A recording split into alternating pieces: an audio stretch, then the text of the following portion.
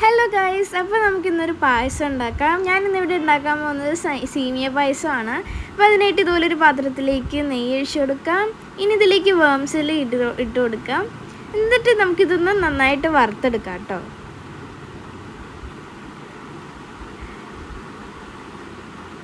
അങ്ങനെ വറുത്തെടുത്ത വേംസിലേക്ക് നമുക്ക് പാലൊഴിച്ച് കൊടുക്കാം. ഞാനിവിടെ ഒരു 4 പാക്കറ്റ് പാലാണ് കേട്ടോ ഒഴിച്ച് കൊടുക്കുന്നത്.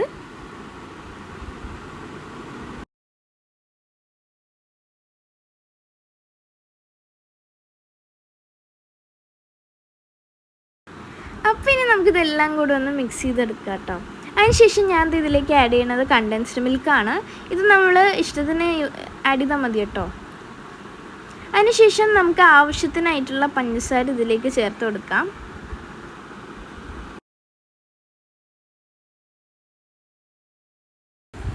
അപ്പോൾ ഇനി നമുക്കിതൊന്ന് മിക്സ് ചെയ്തെടുക്കാം.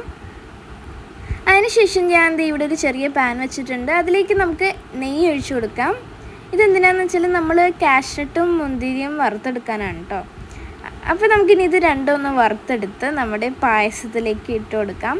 ഇതാണ് കേട്ടോ നമ്മുടെ പായസം ഉണ്ടാക്കുന്നതിലെ ലാസ്റ്റ് സ്റ്റെപ്പ്.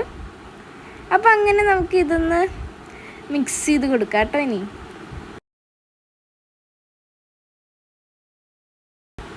അപ്പോൾ ഗൈസ്, നമ്മുടെ പായസം ഇവിടെ റെഡി ആയിട്ടുണ്ട്. അപ്പോൾ ഈ വീഡിയോ ഇഷ്ടപ്പെട്ടാൽ തീർച്ചയായും ലൈക്ക് ചെയ്യാനും ഷെയർ ചെയ്യാനും സബ്സ്ക്രൈബ് ചെയ്യാനും മറക്കരുത്. അപ്പോൾ ഗൈസ്, ബൈ.